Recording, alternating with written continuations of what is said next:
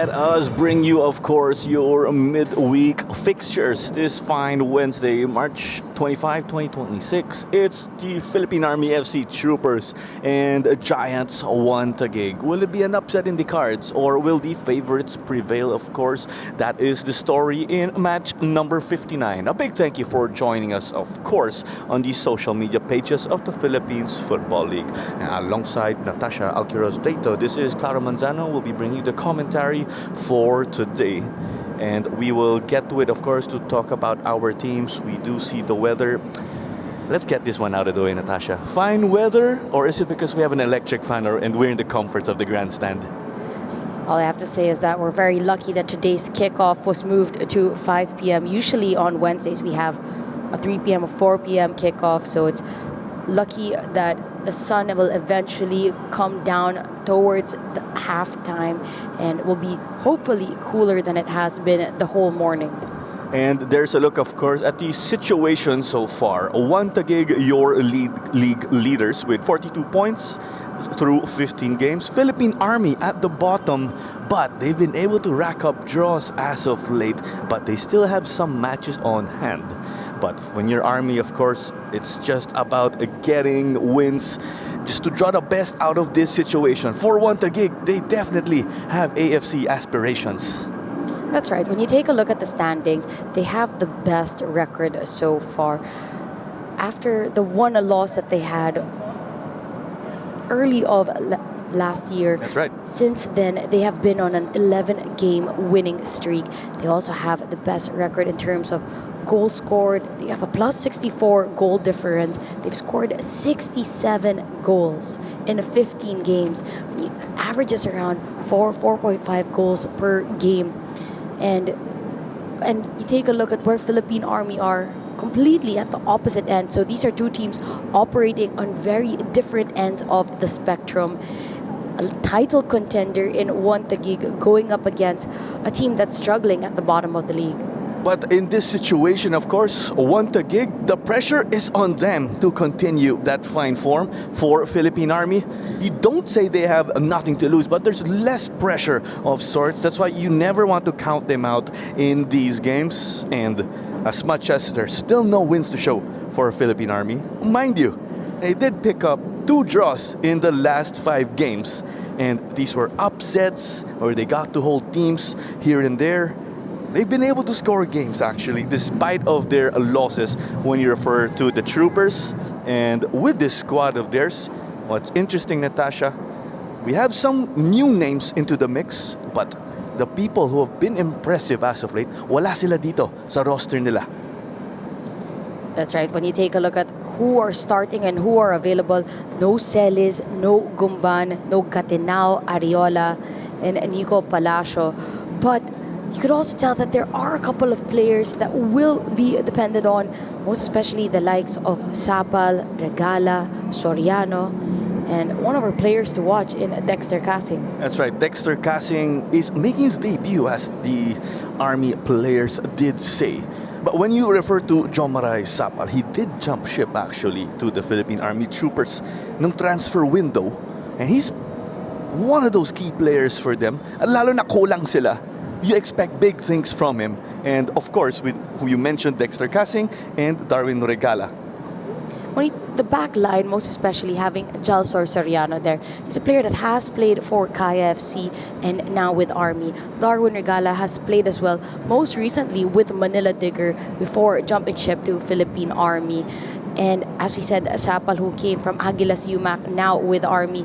And the results have been better for Philippine Army. Most especially, you take a look at their first round results and their last few fixtures. They haven't been getting the wins, as you mentioned, but they've gotten 2 big draws. They had that draw against Tuloy 2-2, and they also held Maharlika to a 1-1 draw. And in their most recent matchup, malapit na mag 1-1 yun between them and Aguilas UMAC. It was only in the dying minutes of that match that Aguilas were able to come out with its second goal. So it's just being able to try to hold the team and the games until the final whistle. And we did say that Dexter Cassing is the player to watch again for reasons with the way he could impact the wing. Allow us to introduce him, of course, for those not familiar. He was an Adamson soaring Falcon quite recently, you could actually say, or in the last 2 years or so. And with this, actually, we can say it now, Dexter Casting had links to United City FC in about the 2024 PFL season nung patapos na yung eligibility niya in the UAAP. So, some smiles from me nung nakita ko nandun si Dexter Casting with the way he could impact this team again. And with that, with the Philippine Army Troopers, let's get on to their coach interview. Expectation po sa game ngayon is hopefully na kahit underdog kami, makuha namin yung game ngayon. Tsaka stay kami sa plan. And then about sa team, okay naman po yung Philippine Army football team. Continuous naman yung training, tsaka maglalaro ng maayos. That is the outlook for the Troopers again in this game, as we've mentioned. And let's see, of course, never count them out, as we've mentioned. They've been able to give us surprises already. Will they get over that hump and seal that win they've been looking for? And let's head over to the league leaders, the number 1 ranked Taguig FC. They've been on fire as of late, and they've been able to get a 100% record streak. We're not talking about getting wins and draws here, Natasha.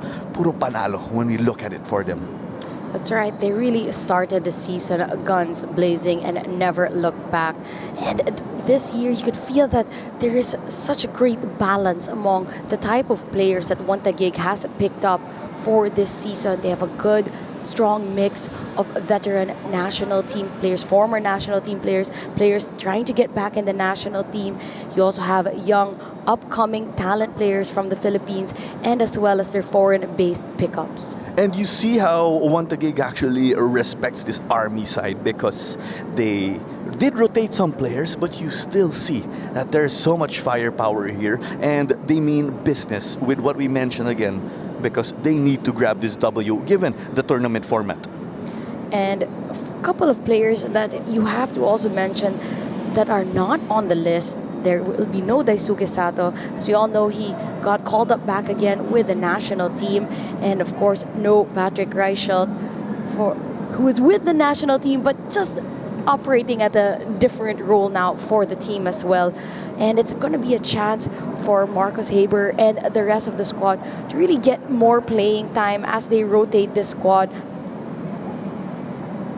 And with that, of course, when you talk about rotating their squad, you still have that strong force of Pete Forosuelo, Stephen Helm at the back, Mahmoud Ali and Oli Bias will be playing fullback for them. Hamed Hachamari at attacking mid. And with Oli Bias, whom we mentioned, the player to look out for, do you want him on the wing? Do you want him at fullback? If there's Dexter Casing dun sa Philippine Army, we have Oli Bias, of course, a former Philippines international. And there was this point in time where he is actually the leader in assists in the PFL last season. And whenever he gets an opportunity to get minutes under his belt, he just seems to contribute. And he's such a versatile player as well for the side of Taguig, able to slot in different positions. And as a right back, he's a player that has 11 appearances to his name for the national team. He also was the captain of the U23 team in 2022 during their AFC U23 Asian Cup qualifiers. So a lot of experience for such a young player still. Has played in Preciso, Jakarta, and the likes, played for the Germany youth national team, and now, of course, playing with Taguig and giving the dimension that he brings from the back. Always a joy, of course, to watch Oli Bias right here in the PFL. We are definitely maximizing that. And let's get it to our coach interview, of course, for Taguig. Expectation tonight, of course, gusto ko makita ngayon dun sa boys na they will give quality football tonight, no? Most especially, meron kaming bad performance last game. So I think tonight we will expect na we will bounce back from there. We learn from that game, and we will give and try to get the 3 points tonight. I think the challenge na makukuha namin against Army. Siyempre, Army is playing well on their last games, no? So we're expected na they gonna push us also and try to win the game. But of course, we're ready for that, and the boys is all set and willing to get the 3 points. Grabe no, Natasha. Ang taas ng standards ni Coach Arvin Soliman. They got to win a close-fought one against Valenzuela PB. 1-0. He still wants more. That's what a coach always wants. Especially when you're trying to win the title, get that crown, be number one until the very end. You can't drop focus, especially even with games against teams at the bottom, operating at the bottom of the table. You have to have maximum focus every time and get those 3 points coming. Every goal, point, and game counts as we'll take it to the pitch. And now, the moment we've all been waiting for. Let us welcome the teams of Philippine Army FC and Taguig FC.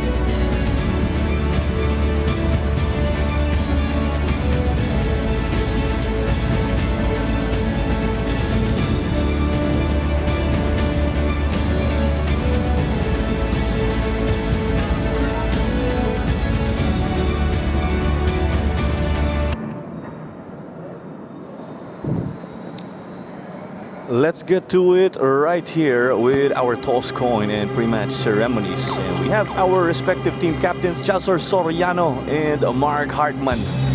And your referees, of course. Dito po ngayong hapon, si Chris Mark Nanyola, yung referee natin ngayon. Ang kanyang assistants ay sila Relly Balila at Aldous Mirafuentes. Si Mick John Pineda ay ang fourth official. Si Roberto Hernandez ay ang referee assessor, and our match commissioner is none other than Mr. Robin Allen Kainglet. Smiles here before they get their game faces going when you refer to our referees and players. Love the pleasantries, of course, right here as we will start this one in a bit. This is a minor detail, Natasha, but I'd like to point that out. They are changing sides, so our team did opt for ball, or did opt for field rather, as we will head back to our starting lineup. 4-5-1 dito para kay Coach Ronel Henner. Mark Padilla will be the goalkeeper between the sticks, the back line of De Guzman, Soriano, Regala, Belgira. Holding the midfield from left to right, Casing, Napolitano, Betia, Sapal, and Palacio, and Acedo will be up on top. It will be a loaded midfield also dito para sa Taguig. The 4-2-3-1, and Stefan Schrack, to add to the other players we mentioned, will be big here. Of course, Kubic will be the goalkeeper in between the sticks for them. As you mentioned earlier, Mahmoud Ali, Hal, Corzuelo, and Diaz, all these players play a crucial role to continue on the great defensive form as they had. Players in the midfield of Ahmed Hajimadi, Omeso, and Mark Hartman will be controlling the midfield. Si Schrock will be playing a more attacking position this time around alongside Haber and Dizon. Mark Hartman, your captain right here for Taguig in this game, and Marcus Haber will kick off this match. So we did see again, I believe this was Army who opted for field. And I'm speculating this has to do with something, or with the factor of playing against the sun. And I ask you, of course, given your playing experience. take every advantage that you can get, every minor detail, whether it's the wind blowing in your direction against you, all those small factors, they add up. All those 1%, they add up to helping you be the best, play your best, and you take every advantage you can get so that you can get the win. With you referring to that, actually, do you talk about this before the game? Oi, coach, if we win the toss coin, do we choose ball or field, or do we have to factor the sun in? How did things go back in the day when you, of course, found yourself in situations like that?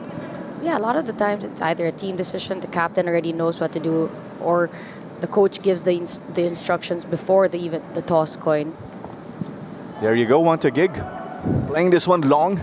They're in blue and orange. Haber, just when he thought he was going to sneak that one through, the flag is raised against him. You also have to mention that in the first round, when Philippine Army did go up against one Taguig, it was a masterclass performance from one Taguig, beating Army 13-0. It was a hat-trick from Goldson, a hat-trick from Raichel. Agyemang got on the board as well, alongside Hiraishi and the likes of Custodio. Tandaan nga natin, you do need goal difference in case for tiebreakers. So if you're tied on points in the end, goal difference will be the tiebreaker. And you will feel that, of course, at the end of the season. Uy, okay lang kung tie tayo kasi lamang tayo sa goal difference. So that's why teams have that incentive to push through and through in any game.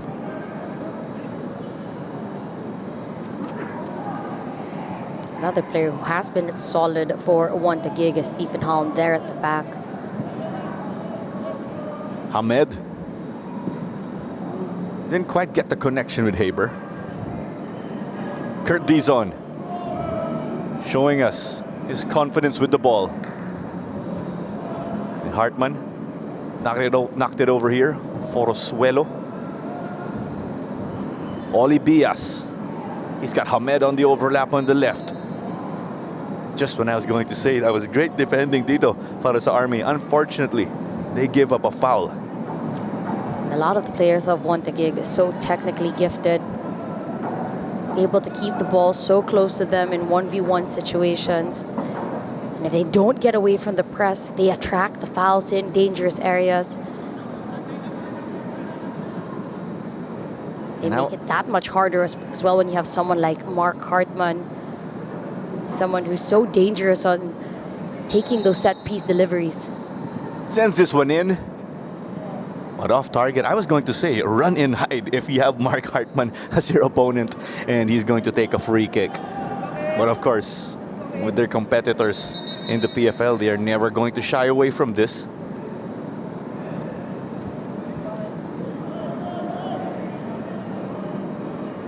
Three minutes into the game, Natasha, and Mark Bedia already taking his time setting the goal kick. Hindi naman siya warning mula kay referee Chris Mark Nanyola, but he's telling him, parang, uy, seto pa na goal kick mo. Early in the game. Hamed from So.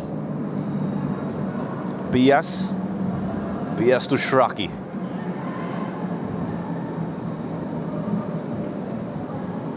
Forosuelo.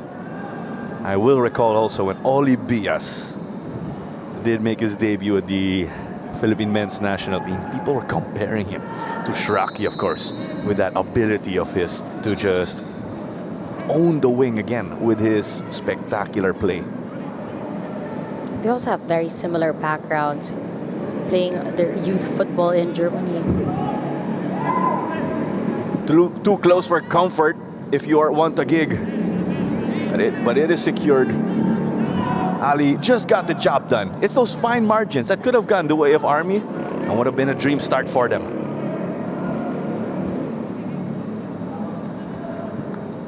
But right, with Olibias and Shraki being Filipinos, but they did grow up in Germany. Haber.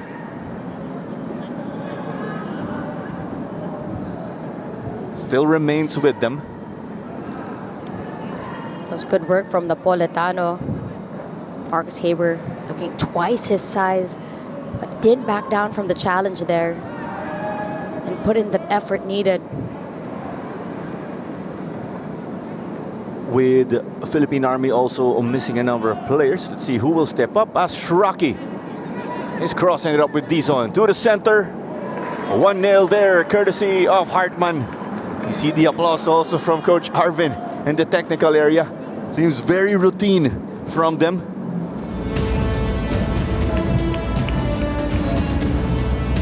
Well played by Taguig to get the opening goal. Ball came from Schrock on the left-hand side. Behind everyone, Kurt Dizon sets up Mark Hartman to the tee, takes it first touch, low and hard, bottom left. And the opener for Taguig. Get back to their scoring ways. Kasi tandaan nga natin, ang Taguig had high expectations against Valenzuela PB Aminjola. In our pre-game interview, tingnan mo siya si Coach Arvin that they only won 1-0. And that was a penalty at the death. Courtesy of Patrick Reichelt. Chupic released it. Almost won here by the Troopers. It was loose as Chupic will send it over to the side. Yes, it's 1-0.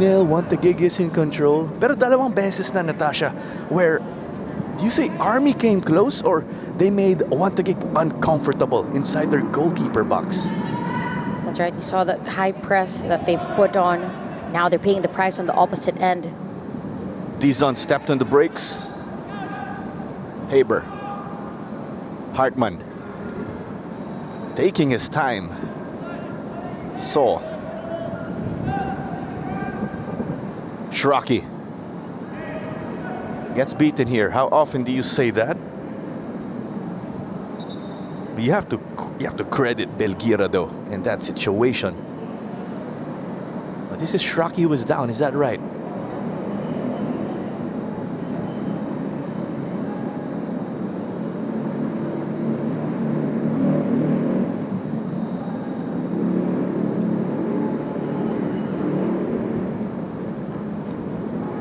That was just Rock getting entangled with a challenge from Belgira. Nothing looked malicious on our end from that replay. Just maybe getting a bit of the player as well as the ball. No call from the referee. That happens, as we know, as Chupic secures. Dito Halm. And we were referring to this midfield again of Philippine Army. Given that they're missing a few personnel here and there, you could expect that extra effort also from Roy Kent Bidia playing the holding midfield. Shraki with a cross again. That may have been some ball watching as Dizon will look to capitalize. Jalsor Soriano flicked it back to his keeper. Only goes as far as Mahmoud Ali, the former youth national team player for the Philippines, who is Filipino-Egyptian. Forosuelo, dito daw kay Bias naman sa kaliwa. There's the defensive header, eventually sent out by committee by Philippine Army. Acedo dropping down, Hamed played it back. I feel that's one area of the pitch where in the first 8 minutes of this game, Taguig have been very successful on the left-hand side, the connection between Bias and Schrock. Heavy touch from Regala. Taguig in cruise control. Hartman to Dizon.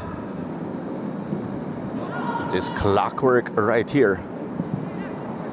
Mark gives that dangerous ball, but the execution is off for him. But going back with that again, Roy Kent Bidia has to play the holding midfield.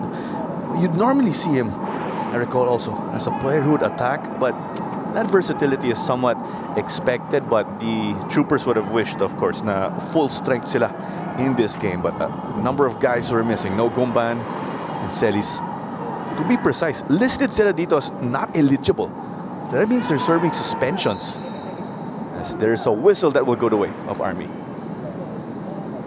Just a missed time tackle there from Hull.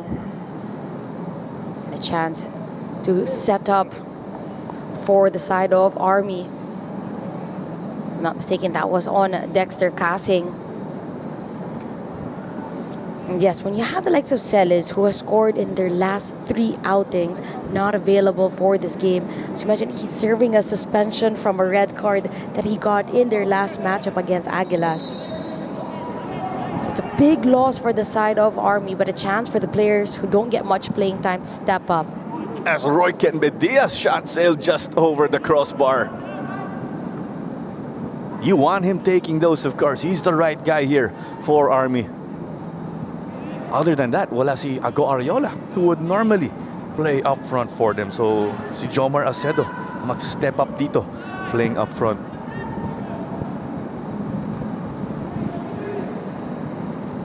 That one-way traffic continues here.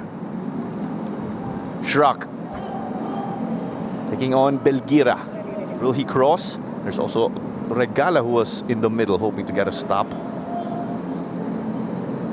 It will remain here with Taguig and Shraki.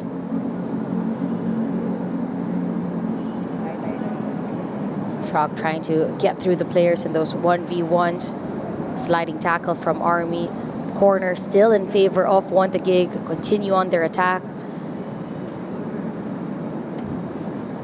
It's Hartman as expected. Sends it with his right.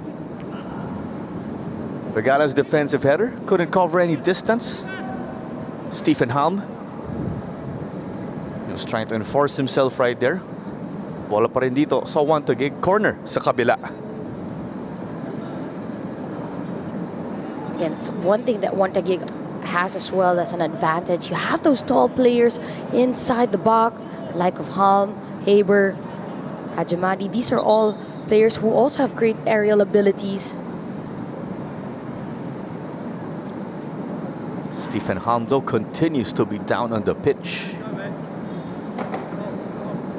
But when we are referring to players who are absent, other than Reichelt and Sato, who are out for national team duty, Aldeguer and Agyebang not eligible today, serving suspensions. Haber flicked it there, but it was cleared off.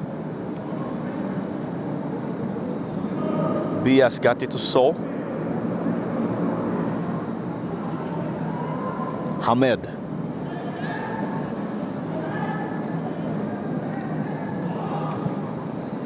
Stephen Halm mula kay So.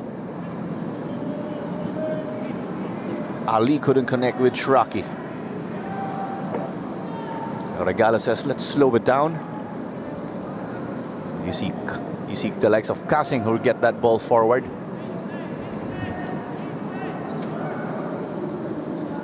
A tough situation like this, Natasha. Your Army, medyo dehado kayo. The numbers, the results don't favor you. How do you approach this one? Obviously, you want to get the win, but it's like you have to play a perfect game where you make 0 mistakes.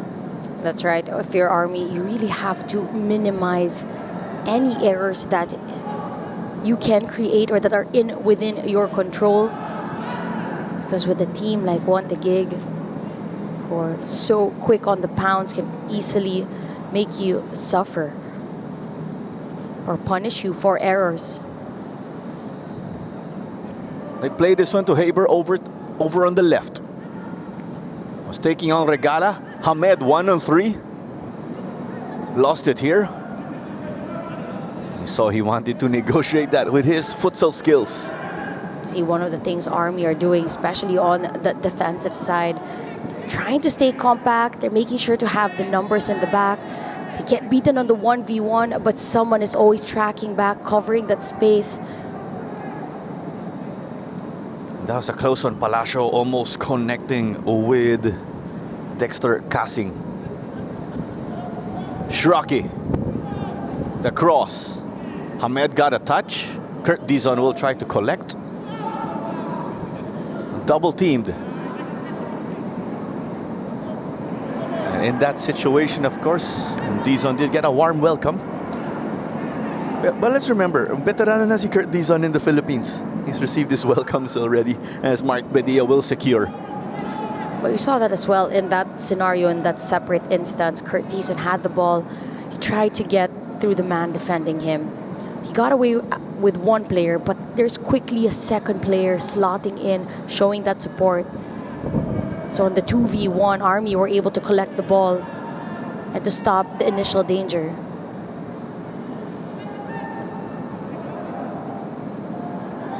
Opt to bring it up slowly but surely. Kasing gets it back. Jalsor Soriano. I beg your pardon, there's Regala and Jalsor Soriano playing alongside at the back.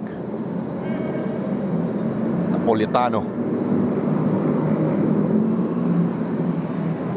And in this situation, Army passing the ball at the back. How much do they have to rush this? Or can they just take their sweet time?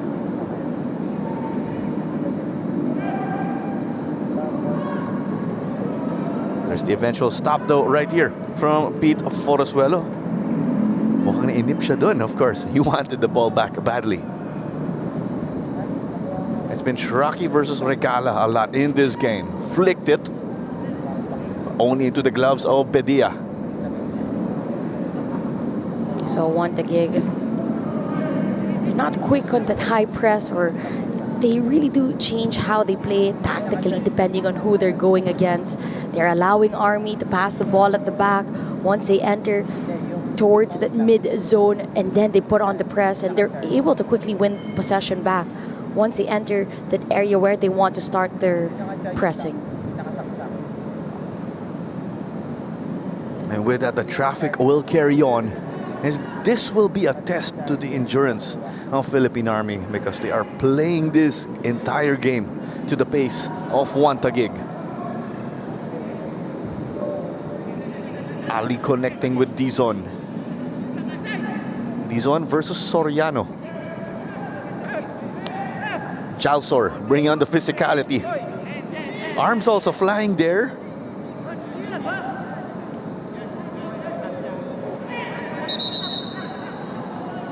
Kurt Dizon was hoping, of course, that possession would remain with them.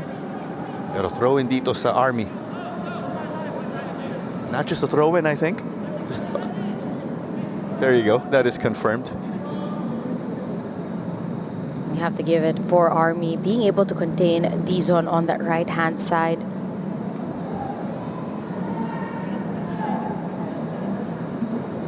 It's 1-0 again, thanks to the goal of Mark Hartman. One Taguig just overwhelmed the defense of the Troopers early on. They got numbers in the box. Hartman got to casually bury that goal.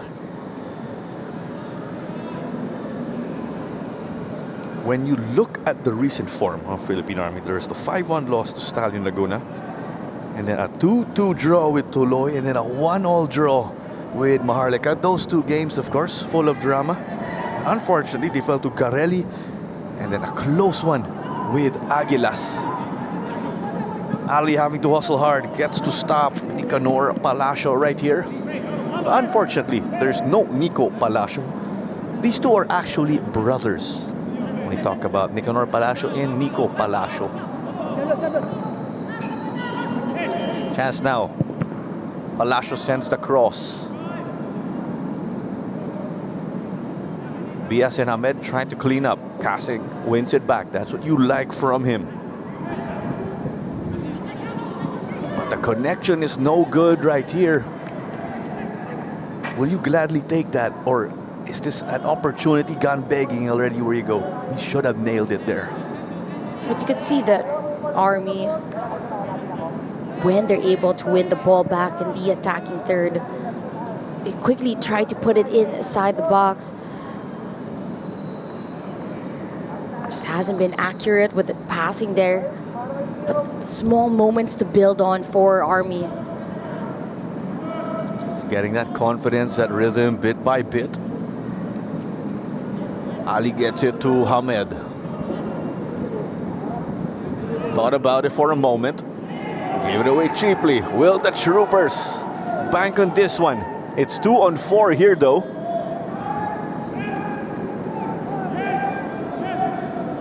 Hartman putting in the work.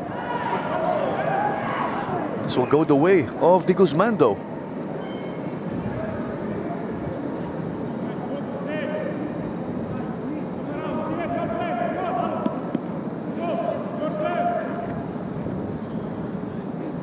This also appears to be John Kent De La Riarte, who is standing up in the technical area as their coach.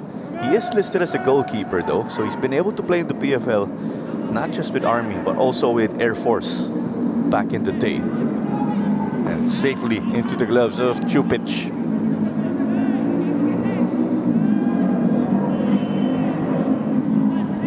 If you also break down the performance of Army, comparing it to how they went against Taguig the first time around, by this time already, by this period in the game from their previous matchup, Taguig already had the game in the bag. And to keep it this close for the first 20 minutes, it's a moment to build on for Army. And hopefully they can build it onto the next one and the next one. You refer to the stages in this game. As this is a foul in the midfield.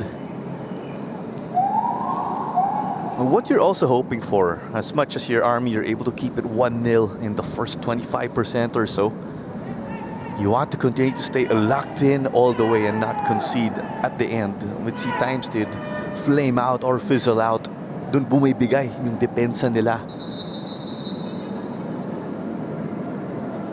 Royken Bedia is up after being shaken up.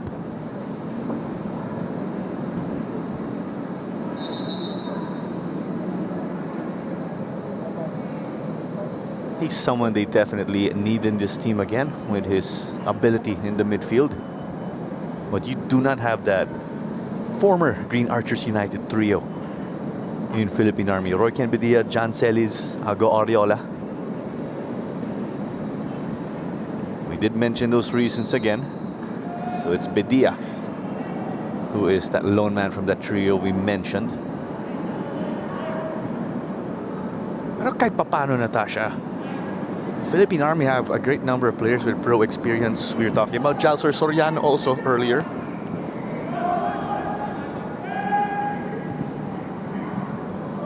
I also recall Dexter Casing last season was even picked up by Stallion, so he was with a loaded squad for a time. Shraki got beaten. The Troopers bringing it up tentatively. Can't get the connection to go here.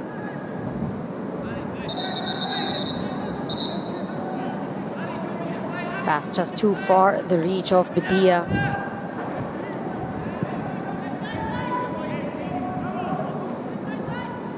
At the moment, we're also seeing the game's not just as one-sided as it was in the previous outing between these two teams.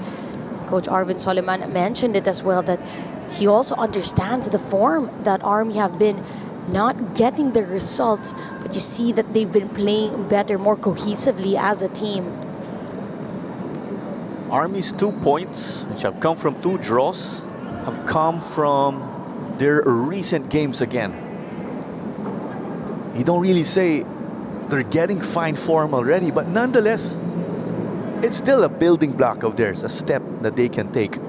So the big question mark is, will they get that breakthrough win? As much as they're in the bottom of the table, they're out of contention to make it to the championship round. It's better late than never. As Haber, Casing got to poke it out, sent it to safety. And those are also stops here that you could take as you want to build confidence if you are the Army Troopers rather. You see the overload defensively as well. Gala and Belgira. That was a cross from that left flank. And that's stopped by Mark Bedia.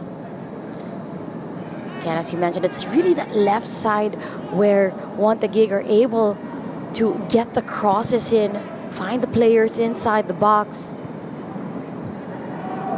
In that situation, it's such a fine line. Na-stress ako dun. He had the ball right at the goal line, but he obviously knew what he was doing. It's those fine margins again in this game as Shraki will look to split the midfield. It was poked out of the feet of Hartman, but it's with Dizon. Returned it to Shraki. Ball to Haber was denied. Does De Guzman getting the stop? But Kurt Dizon will keep the pressure. Kurt able to keep possession for Vod Taguig. But in moments again, we're seeing just a stronger physicality from Army, taking on the challenges against the players of Vod Taguig. Now it's BS cutting inside. There's the clearance that Halm will look to collect. And with this clearance covering quite some distance, Army able to move its block forward now. Vod Taguig, you see though, they are very confident in tight spaces.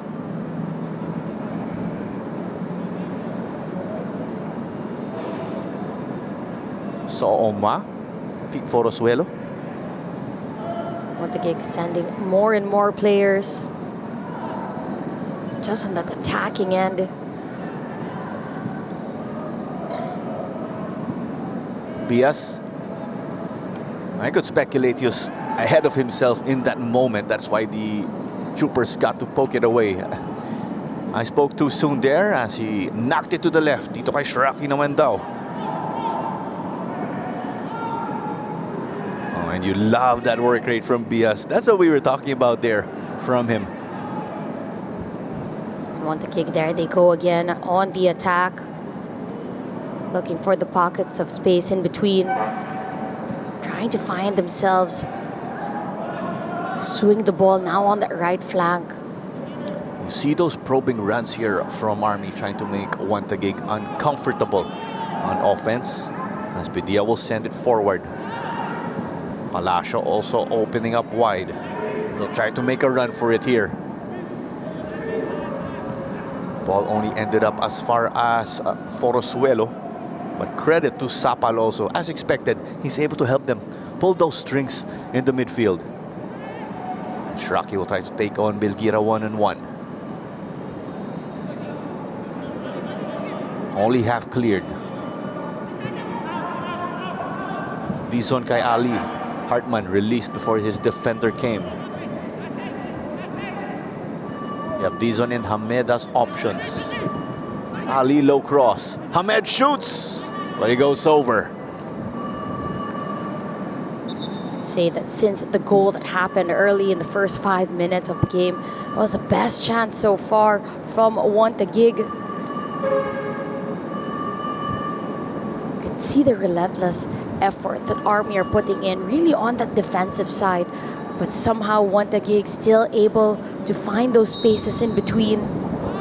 So quick on the passes and able to find that small opening for Hamed Hajimadi to take that shot. Just couldn't keep it on target.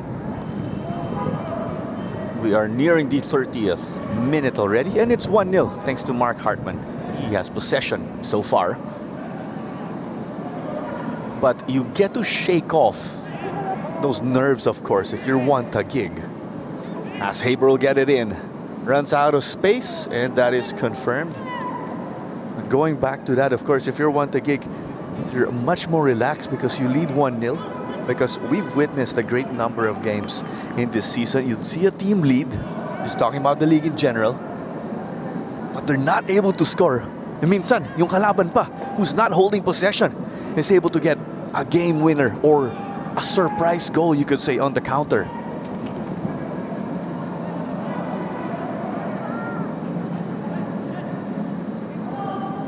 As you mentioned, Vod Taguig very comfortable in taking that gamble to sending more and more players up on top. They only have 2 or 3 players when it comes to closing down the quick counters of Philippine Army. They have a lot of trust that the players at the back that they've left behind are very capable. Because if your last line of defense is past the half line, there's no offside in that instance. Dizon, he's in the middle now as opposed to the right. Got to thread the needle to Bias. There's the quick recovery from Kasing. Shraki will chip. And the lob only ended up as far as Mark Bedia.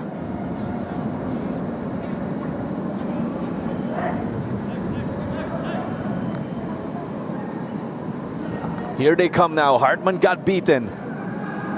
De Guzman. nagmamadali.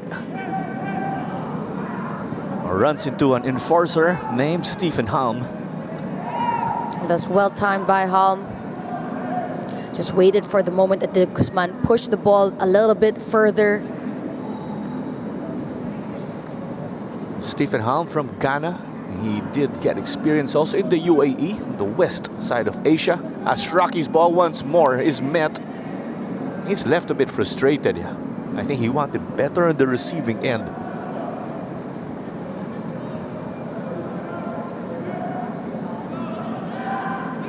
It's a double-header again for your Wednesday Philippines Football League action. Later, we have Tuloy and Manila Digger FC. When they squared off in the first round, when we recall, ang daming highlight goal actually with those two teams. Different styles, they gave us great action. Gotta love just how much football we're having all around. But there's, of course, the Philippine women's national team that have recently booked their ticket for the 2027 World Cup. Or it's the upcoming game for the Philippine men's national team. We also have the PFL at the moment on Wednesdays and on Saturdays and Sundays. We have the Angliga tournament for women's football. And of course, Manila Digger, who are currently still in the running for the AFC Challenge League. Digger will square off in the semi-final, actually, against Cambodian side Svay Rung. They will be squaring off, actually, with Rio Fuji, a former PFL player, actually, was with the likes of Kaya. That was great, actually. I did get to see Rio Fuji late last year. He was with the likes of Harvey Gayoso. They were watching the Philippine women's national team in the AFC Women's Asian Cup qualifiers, as Haber will try to drive by the defense, but it's Bedia again. You expect that from Bedia. You expect him to be clockwork. High demands here for Mark Anthony Bedia. And when they're able to bag these massive results, when you refer to their upset draws, you see a fantastic performance from him. Hamed, the give and go with Bias. Stopped by Jalsor Soriano. Here comes the tank. You have to give it to Army as well. Defensively, they're able to read the plays. They haven't been as successful when it comes to their counterattacks or when they set on transition from defense to attack. So far, defensively, they've been doing enough after that spill out in that first opening 5 minutes, wherein What the Gig were able to take advantage. Kanina kita natin yung matchup with Stephen Halm versus Jomar Acedo. Acedo giving him a bit of a bump here and there. Tumalsik si Stephen Halm ng konti. Naka-adjust siya. That Jomar Acedo.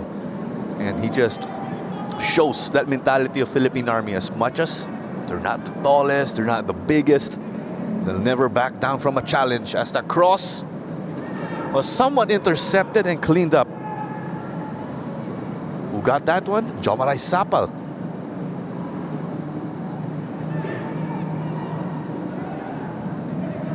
Here's some passing at the back. Hartman bringing out the hustle. But there is the miscue with Hamed. Pass just given behind the run of Hartman. Chance now for Army to string together some possession, but eventually a turnover. It ended up with Jalsor. Palacio bringing out the skill, but his teammate losing possession. Montagig's transition defense getting the job done. But let's also wrap up that calendar with what's up next. Stallion Laguna's women's team, right? As you also mentioned last night in the Minsan Football Show, will play in the AFC Women's Champions League. So that's March 28th. Inviting everyone to save the date. We will Not stress it enough as well. On March 31, it's the Philippines versus Tajikistan for the AFC Asian Cup qualifiers. A crucial matchup to send our men's national team to another chance at the Asian Cup. Simple as this, the Philippines has to win. A draw or a loss will mean that Tajikistan will qualify. And we'll continue to give you credit. You're with that Stallion team that clinched the qualification. As there's a goal here sent home by Stephen Hom. Pinpoint delivery and the flick of the head of Stephen Hom to find the back of the net and make it a comfortable 2-0 for the side of Taguig FC. That's what we're talking about. If they couldn't get anything through open play, the delivery from Hartman, finding Hom just at the edge of that 6-yard box. He didn't have to really jump or leapfrog around anyone. There was no one closing him down. Caught the Army players ball watching.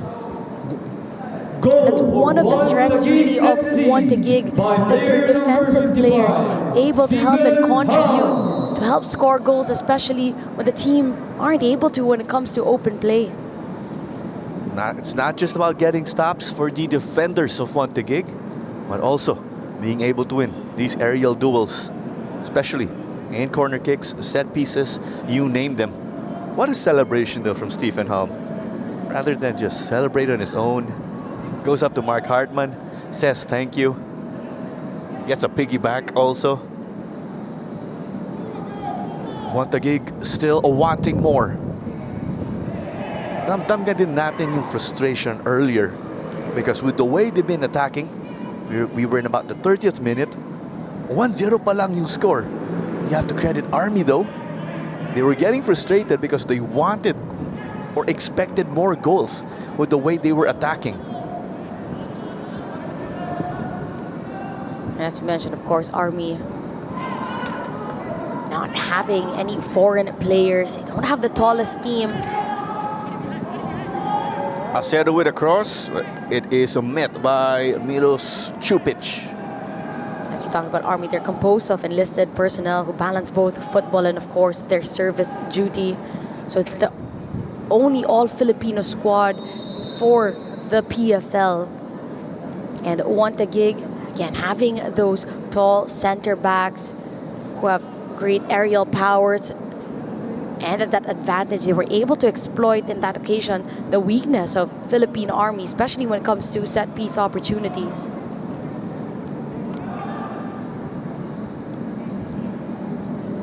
Let's also add Tuloy to the list of your all-Filipino squads. They will be playing later on, actually, against Manila Digger. I'd say that just because Tuloy at the moment, they have one foreign player. There's one now. Marcos Toves. So technically, Philippine Army na lang. So no count na pala. But that does not stop your football fans from supporting Tuloy FC. Tuloy FC also beefing up its roster with a number of former UAAP players. Kasi kung may Nico Palacio with Army but not playing in this game, may Dexter Casing, and with Tuloy, they signed up Nino Tambilawan, who is a former UE keeper. As Rocky almost got to sneak this one past when you talk about goal.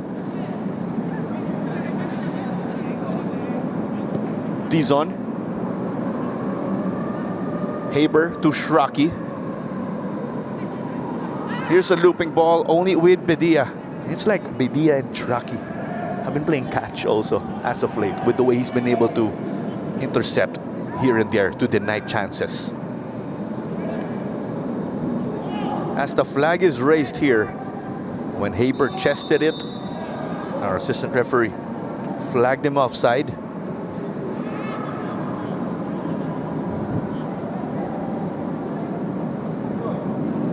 You say those are smiles of frustration from Shraki. I'd say especially because since he didn't see that flag up, when you beat your player, edge of the box, you have a chance to take a shot. Those are the moments it gets frustrating. Still plenty of time, of course, though, in the first half. Haber hit the pitch, eventually gets a whistle. And this is from a scoring area, I reckon. But any free kick inside your attacking half is within a Mark Hartman territory. And he's standing up to this one. Referee Chris Mark Nanyola just having a word. Marcus Haber there. You think Hartman's going for goal, or will he play a clever ball to a teammate? All we know is that he can do either. He's very much capable. If you ask me that question, I would say, Toskoy natin. Try to set up Ham from the looks of it. Shiraki. Intercepted once more. Bedia is a regular customer again of Shiraki here, as Mark is down. Mark Bedia and Roy Kent Bedia are cousins, as Coach Elmer Lacknet, Mr. Football himself, confirmed to us.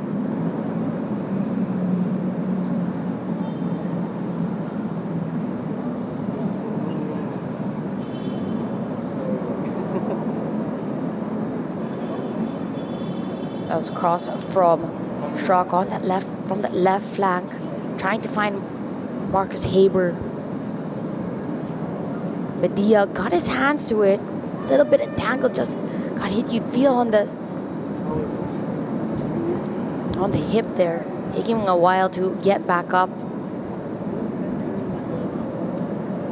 So far, 40 minutes in this matchup.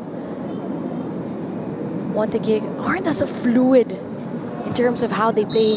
They've still gotten the goals, but you'd have to say Army, in moments of this game, have really been able to also close down those spaces wherein Taguig can capitalize from.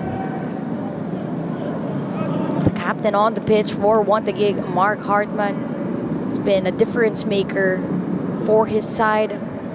Goal and an assist so far in this matchup. It was Stephen Ham again who made it 2-0 off that Mark Hartman assist. As Hamed got beaten there. Bedia will get it their attacking direction now. Regala.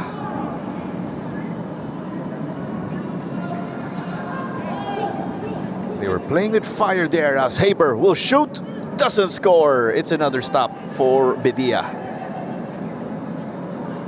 It's a great save by Bedia.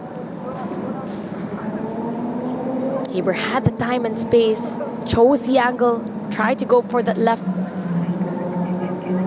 Bedia was quick with the reaction. I will say this already also, when Army got their maiden point in the 2024 PFL season, his Tito Elmer Lacknet actually joined us for a chat in the last 30 minutes or so in their game. And we asked him, Coach, what do you have to say here about yung performance dito ng nephew mo? Kasi maganda yung pinapakita niya sa game niyan. Sabi niya, kulang daw siya sa extra rice. That's what he was saying about Mark Bedia.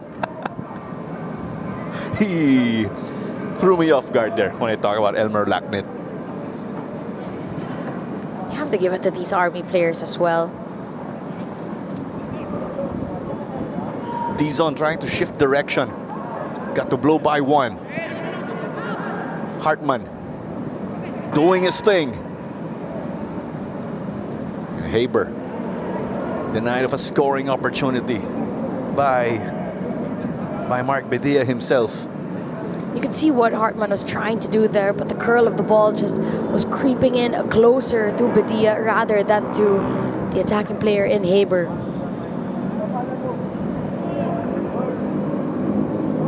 It's Forosuelo now with Shraki. Less than a minute remaining until stoppage time. 2-0 again thanks to Mark Hartman and Stephen Ham.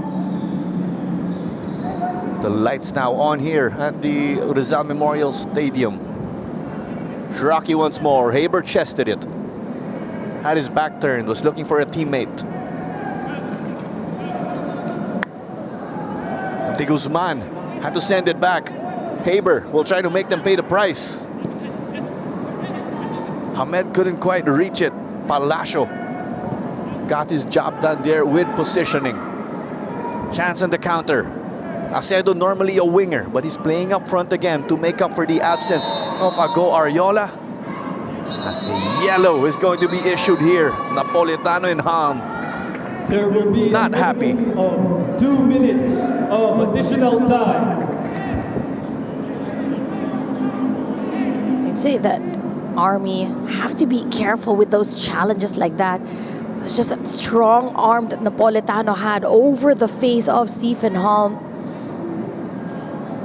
And then the audacity to push him afterwards.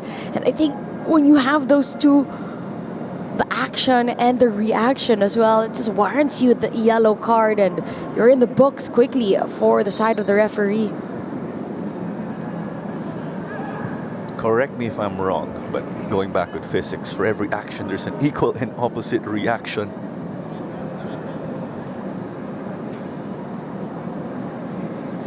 They hit this one wide.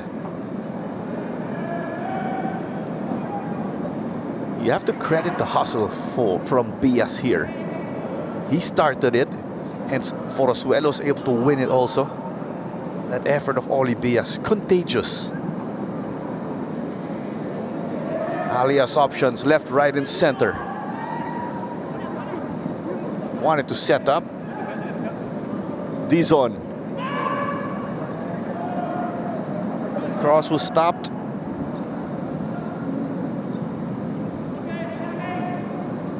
That was Napolitano earlier who was able to get that denial. I think Hartman wants another goal right here. And Ali is the culprit there and did hit Palacio.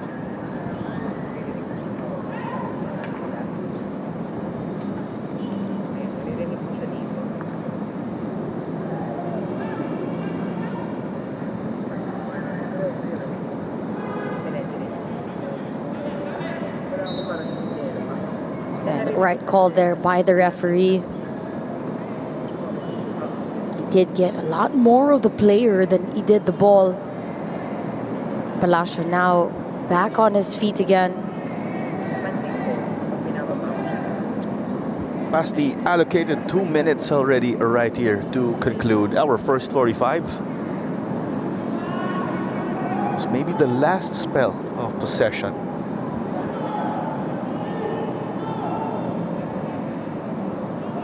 Casing couldn't secure. This will be a disaster for Army if they concede one at this point in time. But it's a stop again for Bedia. A close one in that sequence, but it is halftime and it is 2-0 right here for Vod Taguig over Philippine Army FC. Mark Hartman opened the scoring again while Stephen Ham got to send home a corner from Hartman himself. There you go. That's how we find ourselves at the half.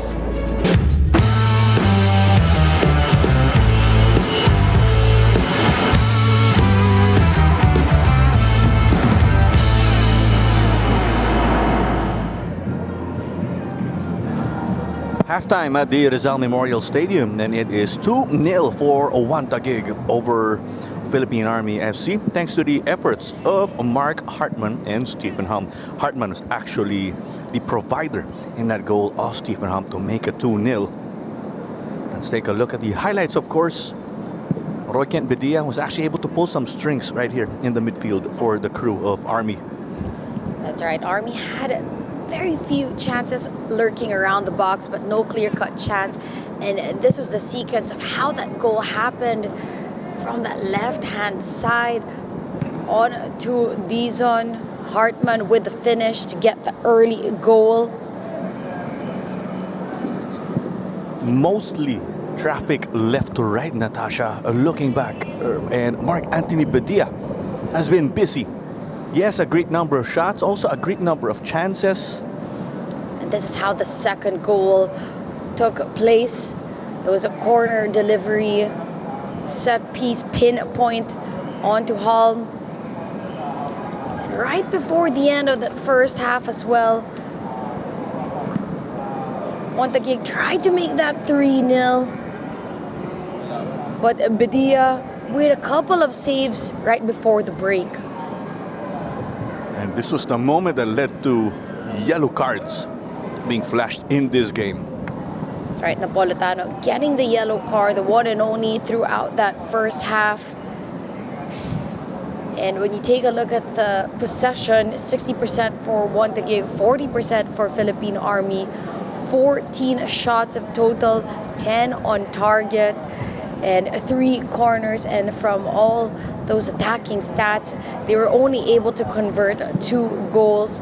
As for the side of Philippine Army, they played mostly defensive, and it took them, there were very few moments that they were able to get out of the press. And in total, were only able to make 2 shots and only 1 on a target. Fouls were plenty, 6, and they even got a yellow card for Napolitano. But the stats don't lie, and at the moment, Taguig with a comfortable 2-0 against Army here at the halftime. With 10 shots on target, and then we have 2 goals for Taguig. That means Mark Bedia has been able to come up with 8 saves and add to the great number of chances that he got to deny. Normally those are long balls into his goalkeeper area.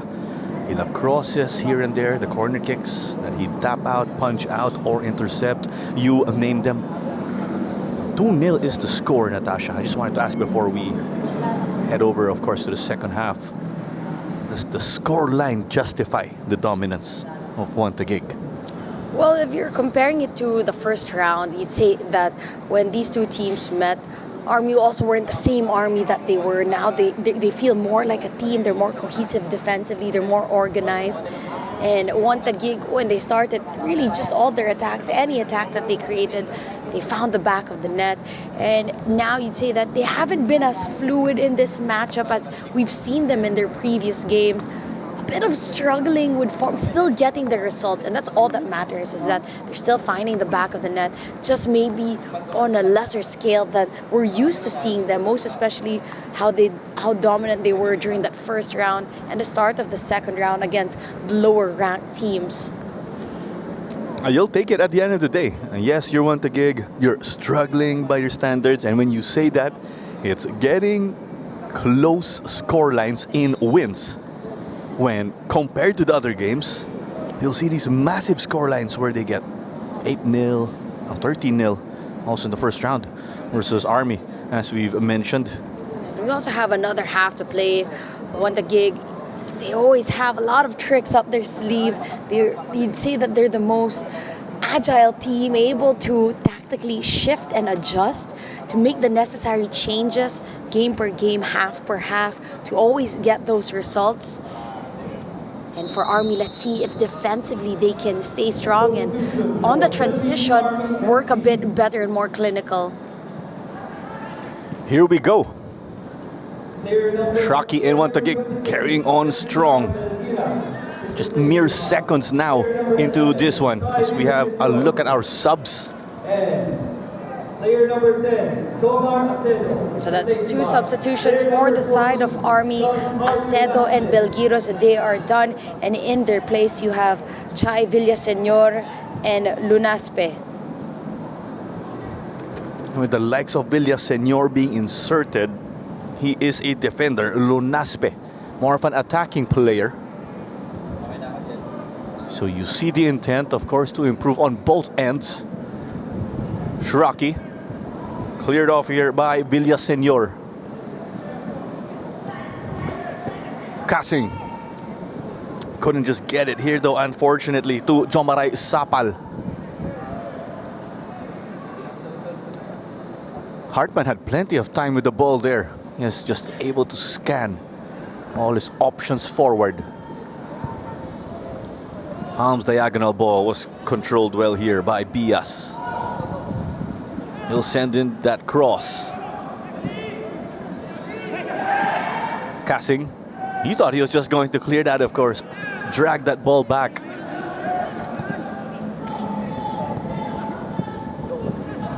Only goes as far as Saul right here. Hartman way off here. He's not happy with that. You can tell you had the time and space, but just leaned a bit back and the ball went sailing. You also have to note that for Taguig, they are also playing this matchup without two of their leaders, two of their captains, with the likes of Daisuke Sato and Patrick Reichelt. You also have to add the players that are not eligible as well, likes of Agyemang and Aldeguer. And so all these 4 players are usual starters for the side of Taguig. That's a big blow to your attack when you mention Sato, Reichelt, even Aldeguer. And the way Aldeguer has been able to grow right here, of course. He did play in the United States for a while in Division 1. I thought for a moment he was going to take the conventional path and play in the UAP. But you saw, of course, over the past years, he played for the youth national team setup when they were called the Ascos development team. And he's become a fixture right here for this Taguig side. So that's great development that you get to see from him. And also when you take a look, that Reichelt is the top scorer for the side of Taguig. Correct me if I'm wrong, but I think he has 17 goals to his name. And without having Agyemang and Aldeguer, who both have scored 5 goals as well. Reichelt is the second best scorer in the league, as it is a goal on the board for Haber. You could say it's a sigh of relief with the way he's been knocking and knocking on the door. His teammates allowed him to unlock that, of course. And you're not surprised who was behind the pass. Mark Hartman gives it low and perfectly right behind that defensive line. And Marcus Haber just runs into it. The first touch was saved by Badia, but the second ball, no mistake this time around, and just heads that lightly into an empty back of the net. 3-0 is the score, and Mark Hartman has been involved in all 3 goals. Hartman, of course, made it 1-0 himself. Up next, he assisted Stephen Halm off the corner. And this time around, he got to set up that effort of Haber. No angle in that instance as it goes into the gloves of Badia. So of course, at the moment, the most number of assists, if I'm not mistaken, not just for Taguig, but for the league, will be Mark Hartman. 16 assists to his name, and at the moment 4 goals so far. So 20 goal involvements for him for the side of Taguig throughout their 15 games. Heading into this game, from what I saw, Hartman and Galiana Trujillo are actually tied at 14. Pero yun, nakaangat na nga si Mark Hartman thanks to his effort. Number 3 in the assists category, you do have Mike Ott of Kaya FC Iloilo. But going back, of course, with goal scoring, Patrick Reichelt, number 2 in the league. Right below him, there's a Babukar Toure with 12 goals, and then there's Finn McDaniel on top with 22.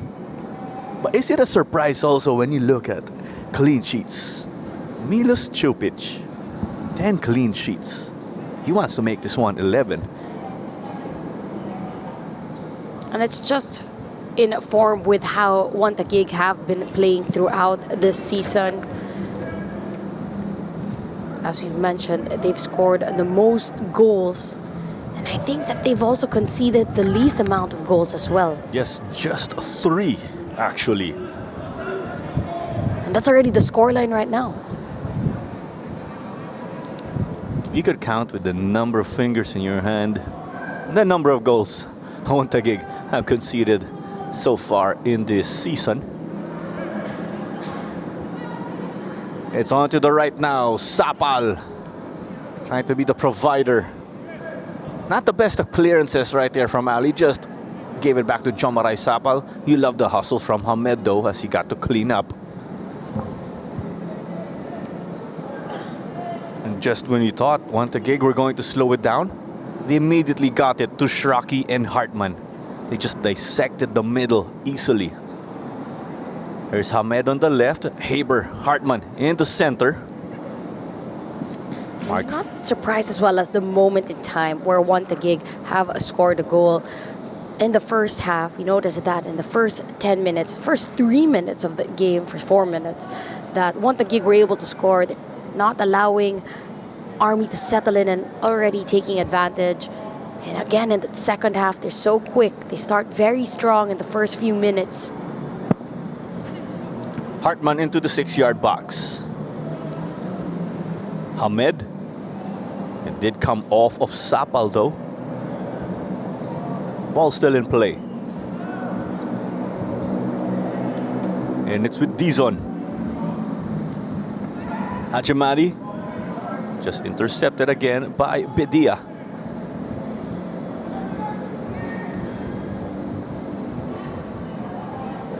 Dexter Casing using his space to his advantage. Napolitano returned it here to Casing.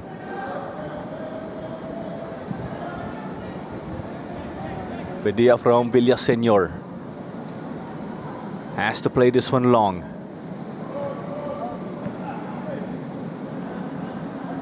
And One Taguig will continue.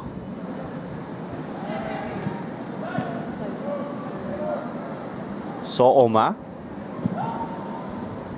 Hartman just sees Kurt Dizon wide on the right wing. Will take it with his left. But definitely no good here for Kurt. You see the players at the back, Stephen Hall able to give those pinpoint deliveries to Bias on the left, or Hartman finding Kurt Dizon on the right side. They do have players in the midfield role really who are able to find these attacking players with just strategic precision to help them get the advantage on the attack. Hartman will knock it wide now. Bias tried to play it quickly. Hamed is still with him. Napolitano trying to make good friends here with Hamed. And despite of the tight space, it ends up with Dizon. But no good. He wants that one back. You can see the reaction from Dizon. Able to wiggle his way around, and look at how they were able to operate, dancing just around the edge of the box. He had the time and space, able to get out of the press of the Army players. Tried to slot it in to the bottom right. Just a bit overhit. Dizon would have liked to join the scoring party here. You could tell he's hungry to score those goals for One Taguig. It's Shraki, or to Hartman. Got to blast it through right here. It's One Taguig now getting a cushion. Second goal for Mark Hartman in this outing. No mistake from Mark Hartman there. See that Bedia could have done a better job at that. But a well-timed run and the pass from Schrock. It was a tight angle, but he just powered through. So much power in that shot, made it that much harder for Mark Bedia to get his hands to it. By player number 20, Mark Hartman at the moment, 2 goals, 2 assists, and it's only been 55 minutes in this game. The fingerprints of Mark Hartman all over this game. And it continues here. Hartman is either scoring or assisting when you refer to the 4 goals so far in this game.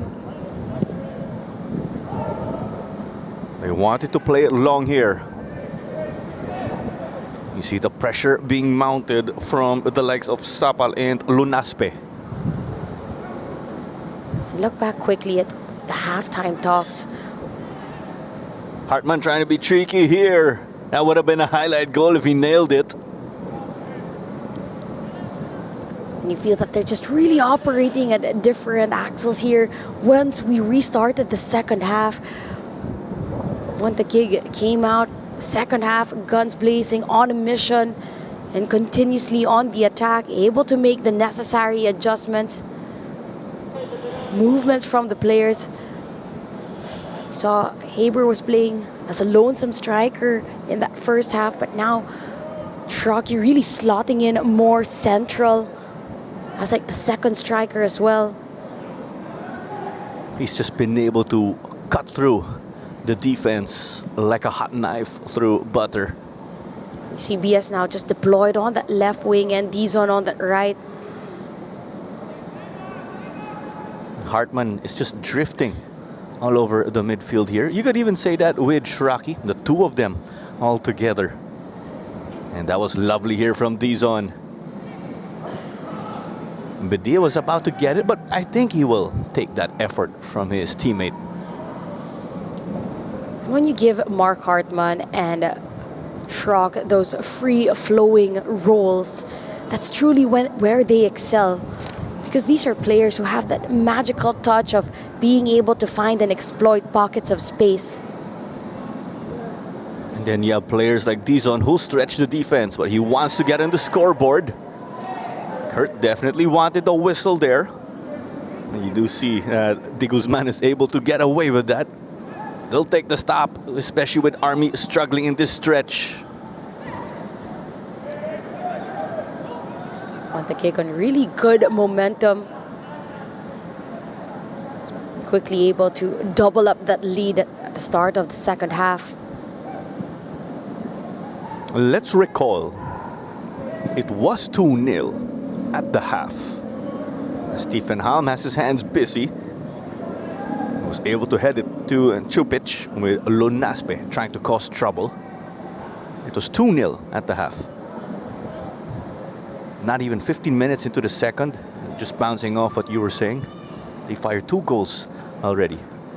Did Taguig stay the course, or are you seeing something from that halftime adjustment for the crew of Coach Arvin? Yes, like I mentioned, a lot of adjustments have been made for Taguig. That's why they're playing much better in the second half. And Schrock playing a more central role, floating in on the attack and in the midfield, rather than in the first half when we saw him just contained to that left wing.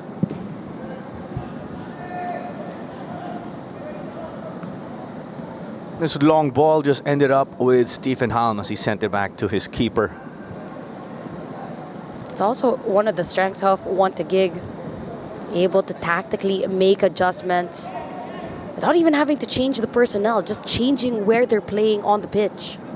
It just goes into those computerized brains of these players, you could say. I'm oversimplifying it, of course. Press enter, mag-execute na sila. They're gonna start getting that project done or that task done. Over to Shraki now. And Natasha, pati si Shraki nagsa-side quest lately. Playing in the PFF Futsal Liga. That's right, and we also mentioned it on that Minsan football show just last night. He's recently named man of the match in their latest matchup against UANP. So we're seeing him thrive not only on the football scene, but also getting his fingers on the futsal scene as well. As much as we know that he really has that knack for competing, hence he unretired a number of times. With him playing there, as Hartman will give us his service, and with him playing there, he's forcing all of our local players in that tournament to raise their game because they're playing against one of the best. And not also that, we've seen it in women's football, but now we're also seeing it as well in men's football.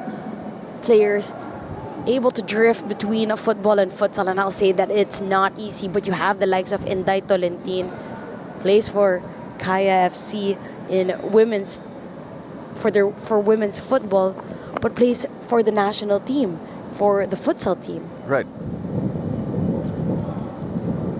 You also recall the likes of Jackie Savitsky, did play for the national team, or obviously made her mark with the Filipinas in football. Also played in futsal.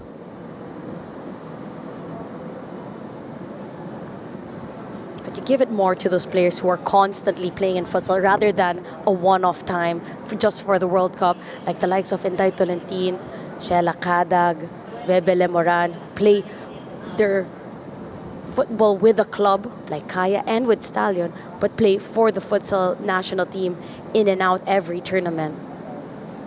So essentially, there's more exposure to futsal. So nasasanay ka to the different rules, the mechanics, the movements. It's that familiarity that can just also give you an advantage. Like getting reps or getting practice in whatever craft, of course. If you stay focused on that, you're going to specialize of sorts. We have a set of changes being set up also. Do continue to stay with us. We will keep you posted on those.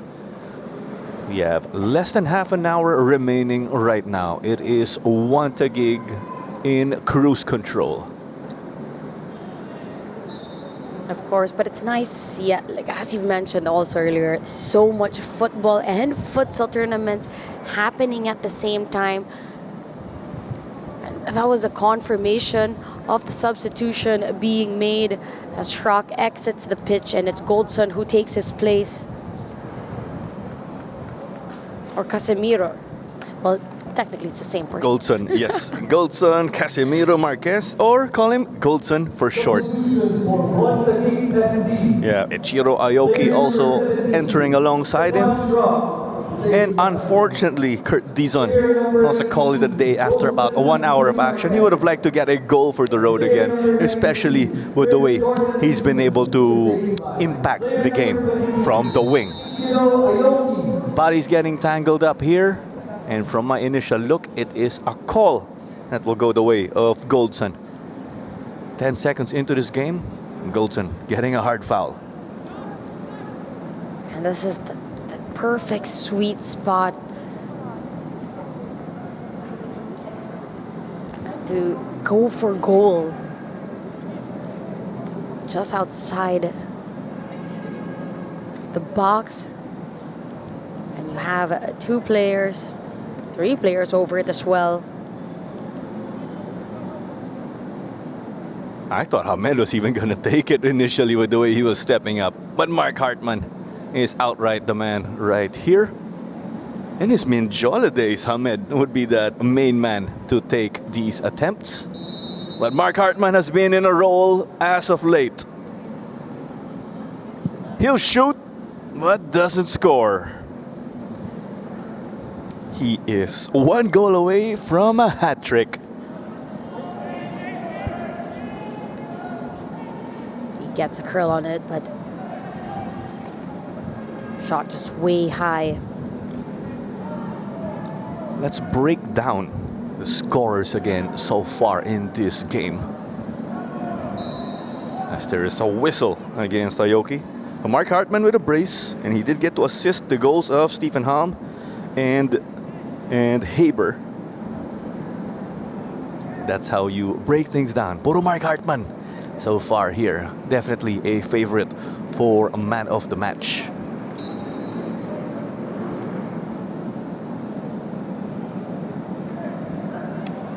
Also to carry on from our talks earlier, just so much football action happening and inviting everyone again to continue to support not only the Philippine Football League, the Minsan Football Show, but all football and futsal events happening along the way. Stallion Laguna women's team will be playing on March 28th in their AFC Women's Champions League quarterfinal matchup against Tokyo Verde 1969. Flag is raised right here as Aoki came so close. That is Ichiro Aoki, born in Marikina, is Filipino, but did spend his formative football days in Japan. Says here in his profile, he went to Shogakuin High School. May sumunod na dito kay Kenji Nishoka. I was just about to say, we're finding more talent even dito sa Philippine Football League. It's so good to give these young players that platform to be able to be noticed. Maybe get called up in the national team. This one looking dangerous here though for Army. And they get a corner here. Aoki just blew by the defense, fell for the fake of Palacio, but there was the help to come on defense. A rare corner here, you will say, for Philippine Army. If I'm not mistaken, it could even be the first corner for them in this matchup. Sapal will be the designated taker. I wonder how they'll take this because you're the shorter team, as we know, the taller team with the advantage in corners. And as much as we say that, it was the tank, Jalsor Soriano, getting his head to it. If you saw it as well, it was a great taken corner. There was only one player inside. It was only Soriano. And the Taguig defensive players just caught ball watching. No one really closed him down. He got his head to it, and he's not the tallest of players. BS will knock this back. They will try to stretch this Philippine Army defense. And One Taguig have been able to strike again 4 times in this game. Now Ali got hit right after releasing that ball. So Oma, Pete Forasuelo. BS getting Casing to dance. Those are our highlight players when you refer to Dexter Casing and Oli Bias. They've been able to give us a lot of energy on the wings. Chupich got this to Bias. There is a trooper down on the pitch. He'll get it to Hamed on the left. Fancy there from him. Bias took a hit.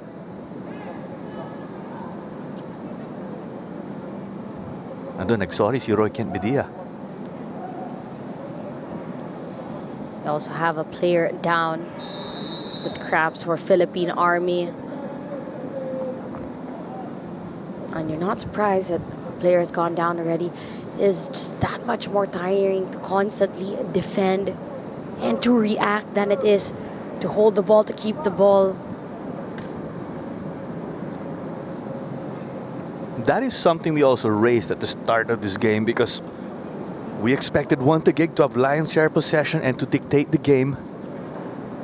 The Philippine Army playing catch up or playing follow the leader when it comes to defending, playing behind the ball.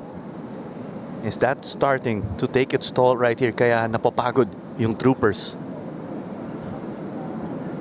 As you mentioned, throughout that first half, despite the scoreline being 2-0 right before the break, we saw moments wherein Philippine Army were really able to frustrate a One Taguig side that on another day would have been more rampant on the goals scored against them. They're so defensively organized. And even on the counters, they're sending the numbers up. It's a time for Philippine Army to check, especially for head coach Ronel Hener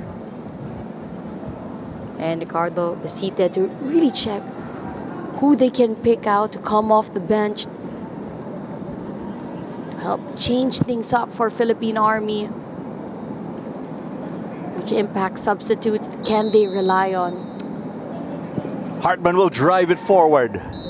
We have said that repeatedly again with the way Hartman has been controlling this game.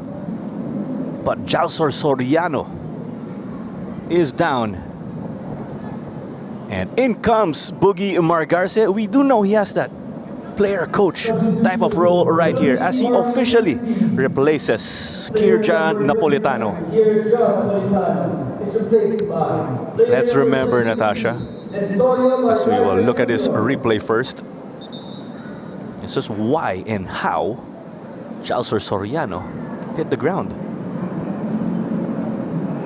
So that's a bit of a concern if it's non-contact for obvious reasons. And I actually want to point out Jalsor Soriano is doing this all at the prime age of 38 years old. He was with Kaya about 4 years back. That was his recent stint, and that's why he gives us so much quality here. Because of the way he just anchors the squad. So are they tightening up his laces maybe from tweaking his ankle? I'm only speculating, of course. Even in the replay that we've seen, we didn't see really any contact there. It could be something with the ankle. He had to remove his boot. That's not something that you want to see literally a few seconds after making that substitution. Makes you want to rewind time just a little bit, so maybe you could have saved it rather than now having to think if you're going to make a third substitution.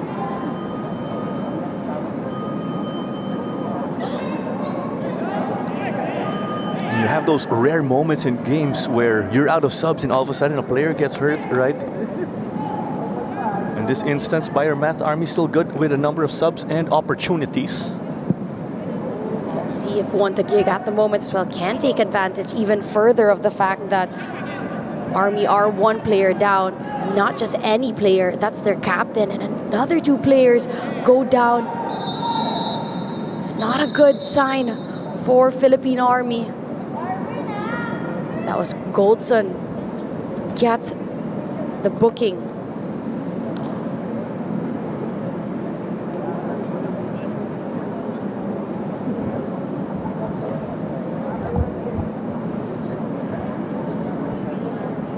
See that he wasn't very much involved there, but it was a strong collision between two players for Philippine Army. Two of them are slow to get back up. One of them is Roy Kent Bedia. We got to double check with the ground. On the ground, the yellow was issued to Darwin Regala. I think for what happened a bit after this incident, Regala committed a hard foul. Referee allowed it to play on, eventually stopped.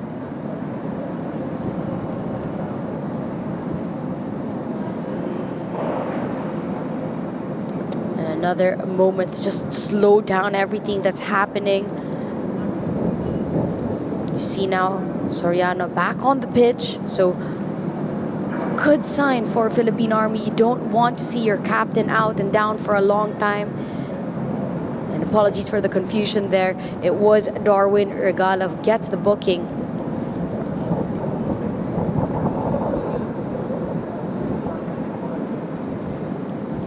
Darwin Regala, as we know, the NU Bulldog back in the day.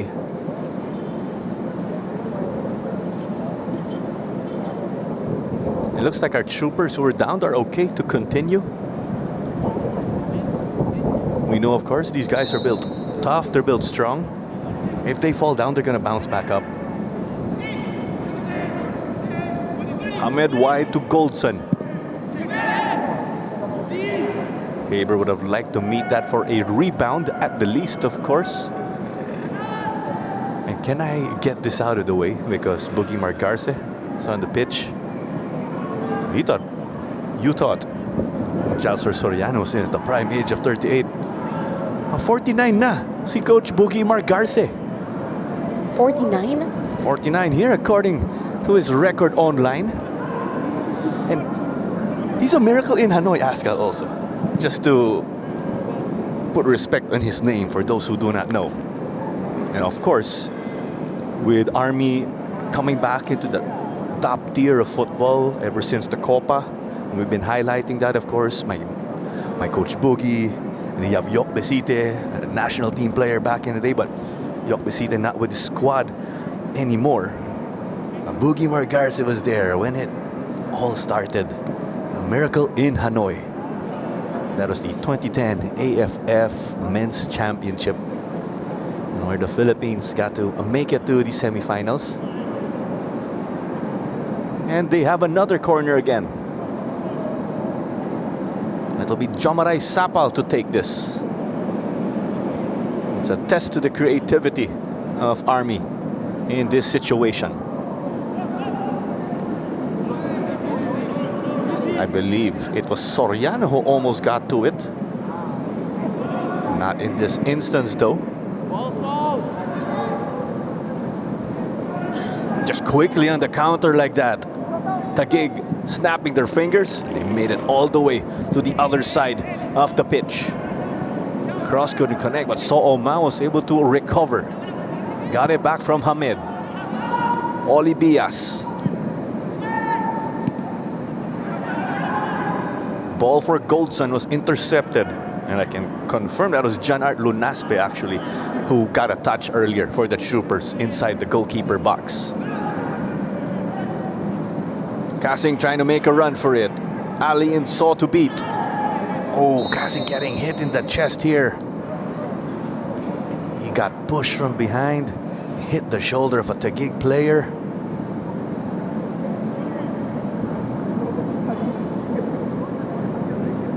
Strong outings from Kasing.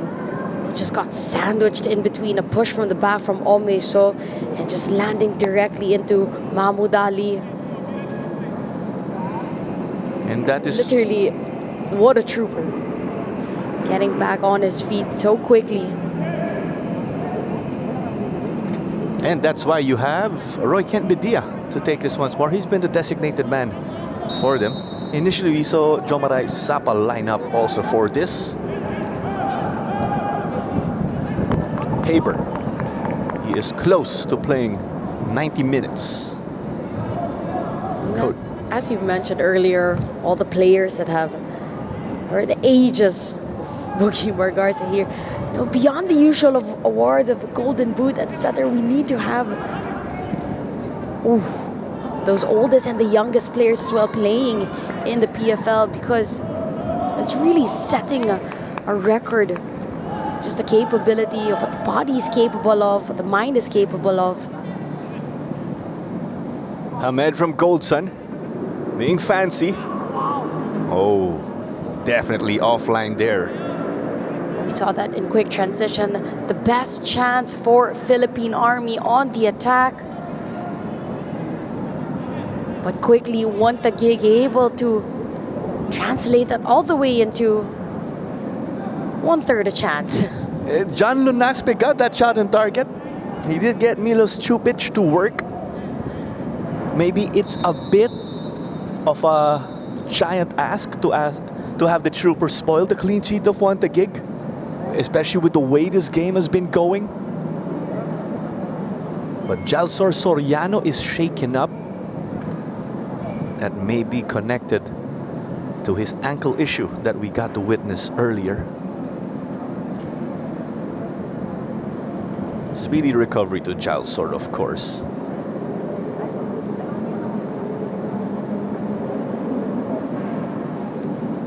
Yes, if you're Philippine Army at the moment, you don't want to see your captain off the pitch. He's been such a bright spot as a center back for them in this game. As you mentioned, 38 years young, Jalsor Soriano. And while we're at it with this topic, we also mentioned Coach Boogie Margarce. Even had Yanti Barsales when Philippine Air Force actually played in the 2019 PFL. As Coach Boogie will get the armband now with Soriano being subbed off due to injury. Speedy recovery again to Jalsor. And Clyde Montefolca will enter now for about 10 minutes of playing time. On the other side, there's Yanti Barsales. Just with my quick math, I recall, he must be the age now also more or less of Coach Boogie Margarce. Big deal yan when Jalsor was playing in 2019. I know he retired quietly from football. Bumalik sa Copa. He taught a thing or two to much younger players who were playing for Loyola, I recall. Substitution for Philippine Army FC. Player number 6, Jalsor Soriano. Say that if Philippine Army can hold this until the end of the match, it also gives a bit of improvement in terms of the record that they hold against the likes of One Taguig. You cannot stress it enough that during that first round, it was a blowout. One Taguig won 13-0 against Philippine Army. So if Philippine Army make sure that the deficit is that much smaller. Those are already small wins that they can improve on coming into their next game and into the next season. I mean, yes, you want to play to win, but in this situation, you will take that, of course. Exactly what you pointed out, Natasha. And I want to get this out of the way already, because earlier, or just a few months back, I did get to commentate the game of Coach Boogie's son with LaSalle Zobel. As Casing's shot goes way over the bar. And when me getting to commentate the game of Coach Boogie's son, who was a defender for DLSZ, I think this is the first father and son duo that I get to commentate already. No numbers or anything. You're spitting out facts in that scenario, of course. And we see that Colabatula will enter alongside Diego Aspiras. Hamed and Olivias will call it a day after 83 minutes of action right here. And Bias and Hamed allowed them to keep the pressure on Army. Hence, Taguig never lost control of this game, save for a few chances or counters. Player number 10, Ahmed Hajimati, is replaced by player number 41, Diego Aspiras. When you are winning, especially 4-0, gives you the chance to give more attacking players to get time. As Hartman buries this one here.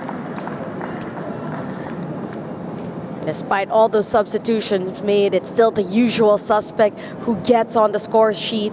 Once again, getting the hat trick. Mark Hartman with the top class finish.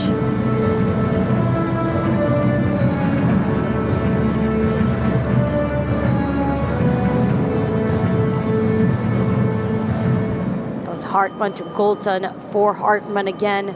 Off the bounce, hits it just perfectly in that sweet spot. So much power in it. Right across. From that short distance, made it that much harder for Mark Badia to really just get anything on it. That was a laser from Mark Hartman. Talk about booking or bagging your hat trick in style. Forosuelo got to evade them. Colabatula, Goldson. So if we break down our scores now, yes, you have your Mark Hartman hat trick, but he did get to assist the goal of Stephen Halm earlier, as is the case with Marcus Haber. Will Haber make it a brace? And there you go. Puts it in. A quick spell for Taguig with goals. You have to be a bit concerned if you're Army again. Not a good sign here. Marcus Haber bringing it all the way further down that right, making that angle smaller and smaller and smaller, and yet still able to quickly send that one across. For FC by player number 7, Marcus Haber. Brace for Haber, a hat trick for Hartman, a goal for Halm. And towards the dying minutes of this game, the last 5 minutes of regular time, Taguig coming alive with their substitutions made. As much as Haber has been on the pitch since the start of this game, it's those subs essentially breaking down the Army D and setting up Marcus for that opportunity. Haber also quality, as we know.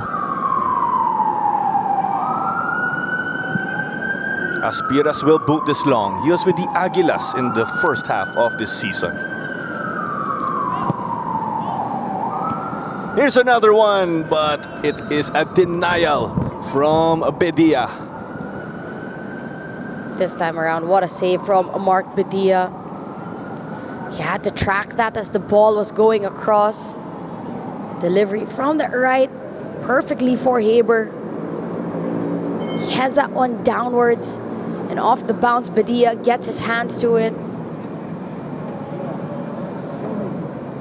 The score would have been much higher if it weren't for the efforts of Mark Bedia. The outswinger this time around. I believe Ham got a touch to it. Taguig contesting a non-call. They will reset here now quickly, you will say. You'd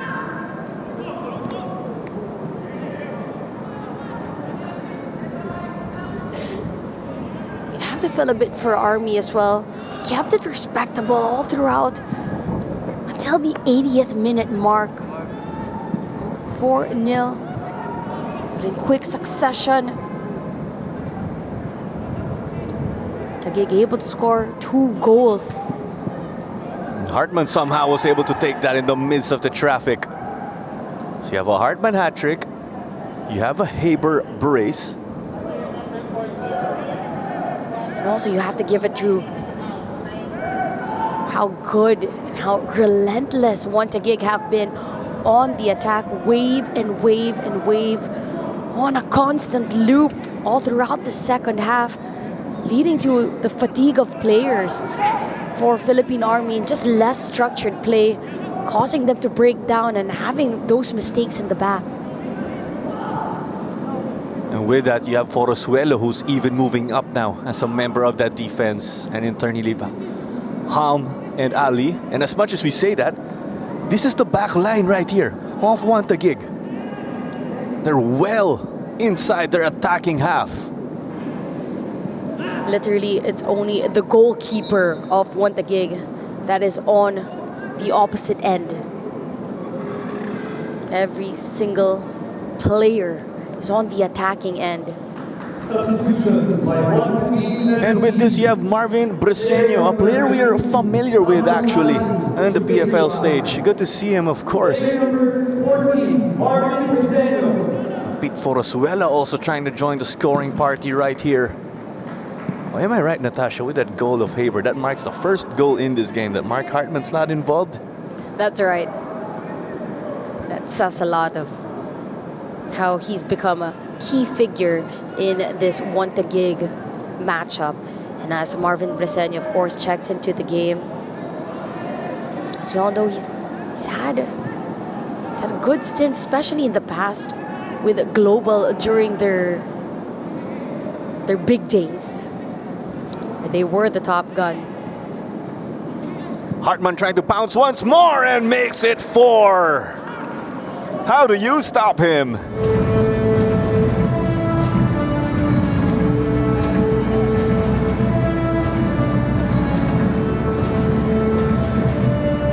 Another goal for Mark Hartman. Just taking advantage of a missed clearance from Army, falls in his path. And with a player like Mark Hartman on the end of that, he will definitely punish you for those mistakes outside the box. Clinical finishing from him. 4 goals in this game.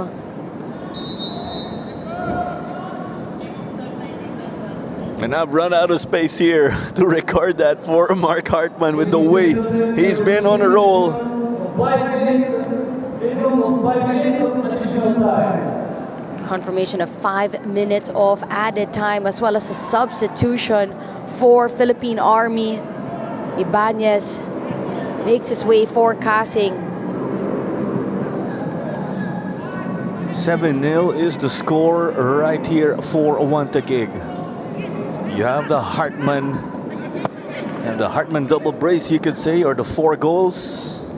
You can tell that You have a brace for Haber and Stephen Halm, of course, which was oh so crucial at that point in time because he gave them that cushion. Player number 54, Dexter John Cassie, is replaced by player number 33, Ryan Christopher Taguig.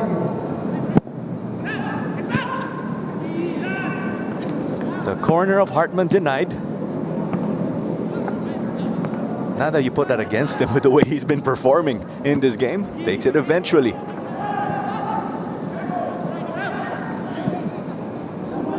Coach Boogie gets to connect with Roy Kent. You have to talk about the energy of Taguig. The way their defense is running back, it's as if the game were 1-0, 2-0. this is also just showing the respect that they have for this game, for the players as well of the opposing team. Not taking anything lightly. That mental focus, no matter who you're playing as well.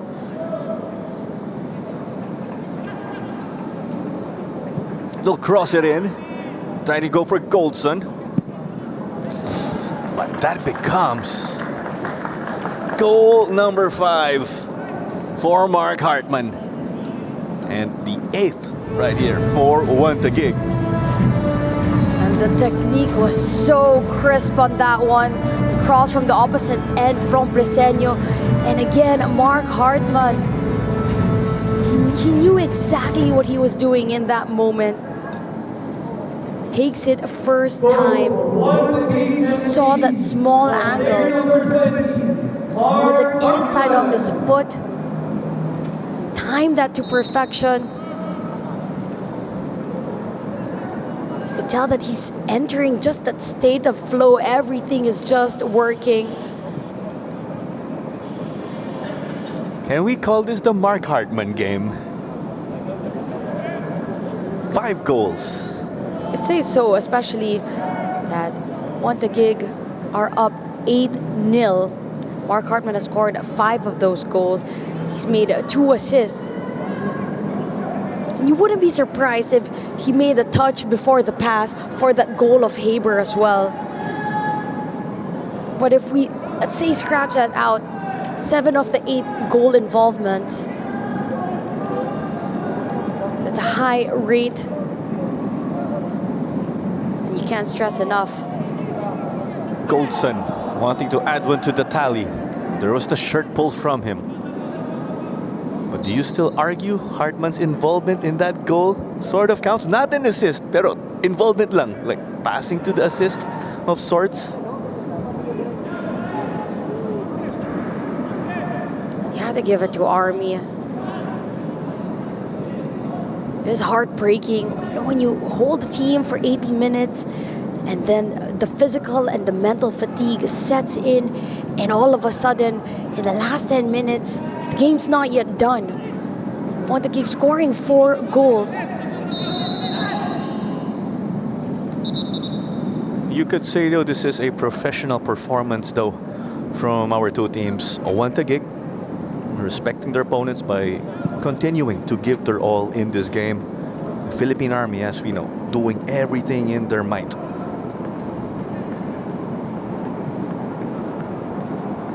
It's not the day of the troopers, but they are at least going to go down swinging.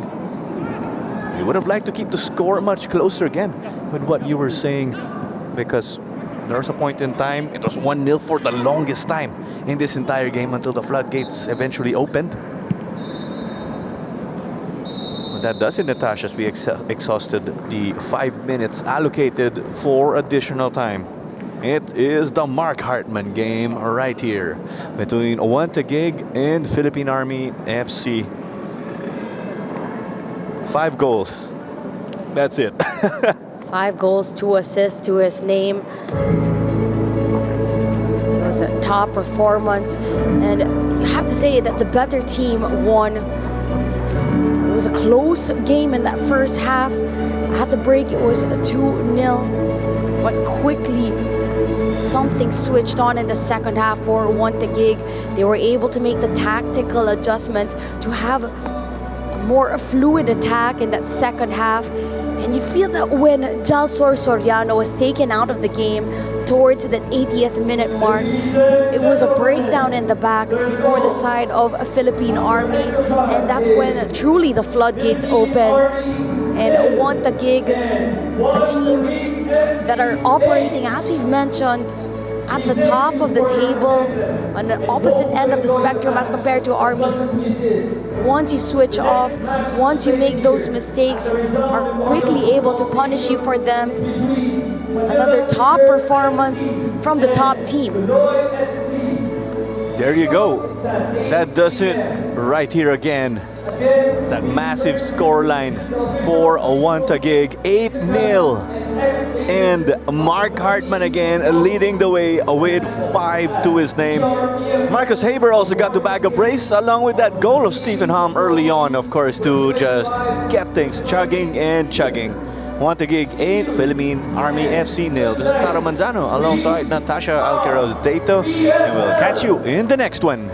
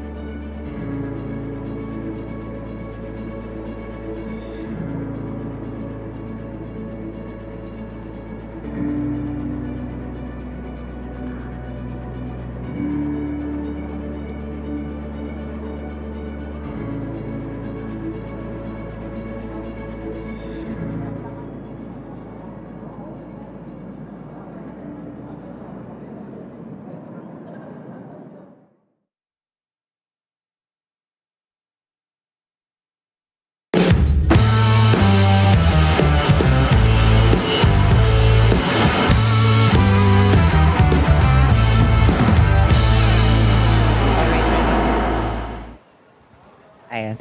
Congratulations for winning the game and for being the man of the game. Can you share us your thoughts about your victory? Yeah, I thought the first half was a bit slow. Went in 2-0 up, but I think the second half we played a lot better, and the goal showed that. All right. What do you think went well with the game, and how do you plan to move on after this game? I think the second half we were a bit more aggressive. Obviously we got the goal, so it helped. Nothing changes. I mean, it's 3 points, and we go against Cebu and we do the same thing. All right. Any message for the fans? Thank you all for coming. Hope to see you next game. Thank you. Thank you very much.